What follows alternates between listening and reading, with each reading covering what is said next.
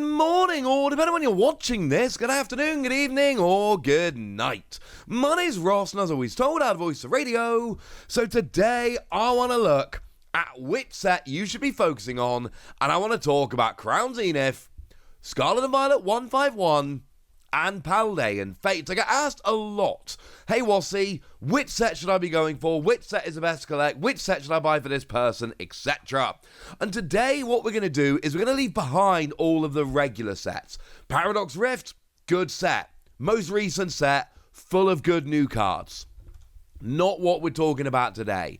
We are focusing on the special sets, the extra sets, the sets that are released outside of our usual February, May, August, November cadence, and we are just going to be looking at the special extra sets and looking at which ones are the most special. And I'm just going to interrupt myself for a moment here, because speaking of special sets and Paldean Fates specifically, I'm going to be doing some openings on Whatnot in the very near future.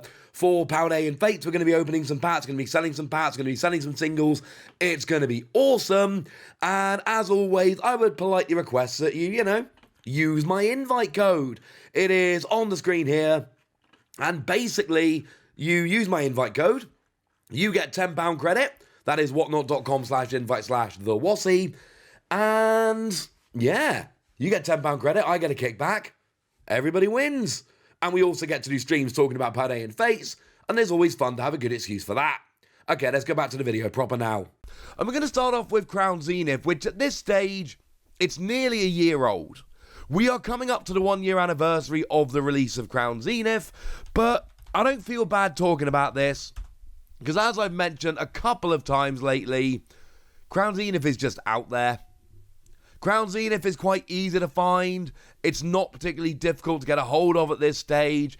It is out there, and it's actually getting cheap in some places as well. It's not difficult to find Crown Zenith at or below retail. So I think that makes it one that is absolutely worth having a little bit of a gander at. And let's start with Crown Zenith because, I don't know, old to new. Why not? It's as good an order as any. And Crown Zenith does actually have, as I told you just the other day, one of the most expensive cards of 2023 that is available to find in it. And that is the Giratina, the Gold Giratina by Akira Igawa. Although don't forget we also have the Palkia and Dialga. And we've also got the Arceus, and this is a great quartet of cards that can actually be gained if you pick up this set. And the pull rates are quite low, don't get me wrong, but they're out there, and that's kind of my point. Now, Crown Zenith was a fun set, but remember it's split into two halves. We've got the regular set and the Galarian Gallery. And the regular set for Crown Zenith is not great. There's a couple of decent cards in there, but it's not particularly great. I mean, in terms of value, the most expensive card in the regular set for Crown Zenith is a Lesser Sparkle. That's like a $20 card. And then after that, we've got the $7 Pikachu and the $6 Alternate Art Charizard V-Star. And then everything else is $5 or below. In terms of value, the regular set, and I'm stressing here, the regular set for Crown Zenith is, disappointing, I think is probably the best way that I can phrase it. And even in terms of playability here, we do have the reprint of Radiant Charizard, which is kind of lovely. And it is the only place to get Regigigas V-Star, which I personally have a huge soft spot for. And look at the art on the Alternate Art Greedent. But generally speaking, it's not a hugely playable set, and all the cards are extremely cheap. The Galarian Gallery, however, the extra bit within Crown Zenith, that ain't too bad at all. That's where you can find those gold cards that I mentioned just a moment ago that are awesome. But then you've also got your Giratina's like $70 there, and your Arceus is $50. But then you've got your $45 Mewtwo V-Star Alternate Art, which is clearly beautiful. And then, to be fair, it drops off quite a bit afterwards. But we've got a bunch of alternate art V-Stars like Leafeon and Glaceon that are very cool and holding a little bit of value there as well. Plus, I mean, you've been looking at the artwork while I've been showing you here. It's absolutely stunning. The alternate art Bibarel by Melakart here, absolutely over the top, ridiculously stunning. The Hisuian Electrode by Haganasuke here, I'm adoring. Obviously, the Hooper by Okacheke is one that I am particularly fond of. The Drapion by Yukamori. Artwork-wise, this is an amazing, stunning, brilliant, awesome set. But I think that's essentially where we're going here. There are a couple of high-end cards near the top, which is lovely, but it's not the most playable set. And it's just the cards at the top, and then there's a big drop-off. And essentially here, what we're looking at is a set with a few kind of high-end cards, and then after that, we are basically looking at amazing artwork. And if that's good for you, then that's good for me. Now, 151 I have described on many an occasion as possibly the best set ever, and I kind of stand by that. I mean, it's got Charizard in. And for what it's worth, I told you I did the top 10 most expensive cards from 2023 the other day. Well, this was on it, and it was higher than the Giratina. It's a $115 card as I record right now. And if we're looking purely in terms of value, it beats out Crown Zenith. You got the $45 Blastoise, the $45 Venusaur, the $40 Zapdos, the $35 Full Art Charizard, the $35 Alakazam. There is a lot of extremely cool cards here, and all of the special illustration rare Pokemon here are holding a little bit of value. Plus, you got a bunch of Charizard pieces that don't hurt as well. So, yes, you've got the high end of Crown Zenith, although Charizard beats the high end of that. But then you've got this kind of high middle for 151, which we just don't get in Crown Zenith. But the other thing we've got here is regular illustration rares that are absolutely worth pulling. You know, your $30 Charmander. That's pretty good. Your $25 Squirtle, your $25 Bulbasaur. These are illustration rares, your $20 Pikachu. And I've told you recently, we've done videos about the fact that actually these just seem too high. These are regular illustration rares. They seem like they shouldn't be this high, but we got Pikachu and the first partner Pokemon from Gen 1. That is always going to push these ones up pretty gosh darn high. And that's kind of my point here. In terms of value, 151 wins. But in terms of playability, 151 wins as well. Because we've got a bunch of new cards in here, which can only be gotten in this set, which are pretty gosh darn good. I mean, I'm a big fan of the Ditto. We've seen pop up in some deck lists. Lets you swap your starting Pokemon, which is pretty gosh darn nice. I still like Blastoise as a nice rogue deck because it is incredibly beefy. I still want Wigglytuff to be pretty gosh darn good, although I will admit it's not really been proving itself yet, which is a little bit sad. And yeah, fine, they're the ones that have got potential. But how about Zapdos, which has been popping up in Lightning decks? How about Mew, which is one of the very best EXs we've had with a decent draw engine and an attack that can copy whatever it is that your opponent might be trying to do. And then, of course, you got stuff like Erica's Invitation, which has proven to be an extremely playable card in control decks. And you've got some decent stuff coming in here. It is not, in terms of playability, anywhere close to something like Paradox Rift, and I'm not pretending it is, but I absolutely am saying that if you compare this to a set like Crown Zenith, looking at the new cards, it is a better set. Honestly, the big sell for 151 is the nostalgia factor. How much do you like Gen 1? What is your nostalgia like? For me, there is nothing more nostalgic in video games than the music and graphics from the original Red and Blue games. If that's the case for you, this is the set for you. If not, that's fine. It's still alright in terms of value, and it's still got some playable cards in there.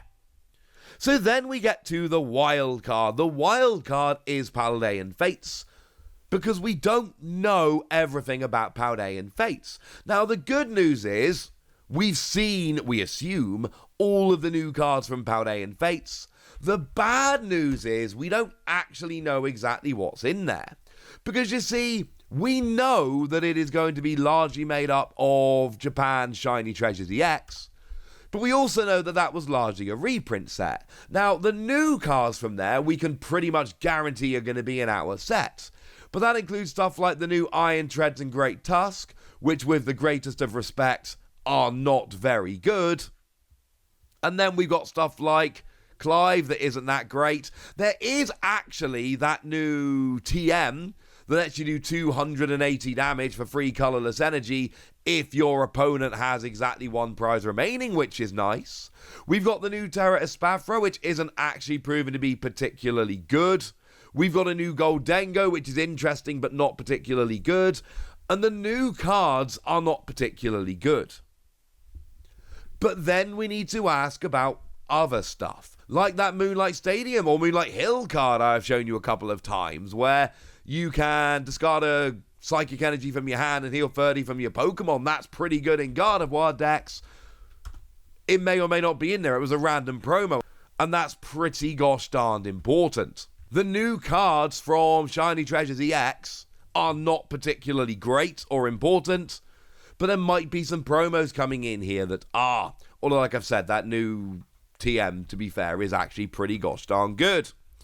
But then we've got all of the shiny cards. And the shiny cards, I mean, essentially, some people look at these shiny cards and love them. And I'm telling you right now, for kids, these are amazing. Kids love the shiny cards. Others of you are going to look at these shiny cards and be like, these suck, I don't want them. If you look at these shiny cards and go, they suck, I don't want them, you're probably not going to like this set. I'm going to be real with you. It's probably not for you. But if you look at these shiny cards and you think they look awesome, yeah, this is perfect. There are some illustration rares in the set, including a new Charizard, which for the record I think is absolutely stunning. I'm a huge fan of this artwork. It's beautiful. And then there are some others as well. It's very much a shiny heavy set rather than your special illustration and all of that. But we've got stuff like the Mew. And then we've got the new Iono and the new Penny. And actually, at the high end, we don't know. These cards haven't come out. We cannot say for certain one way or the other.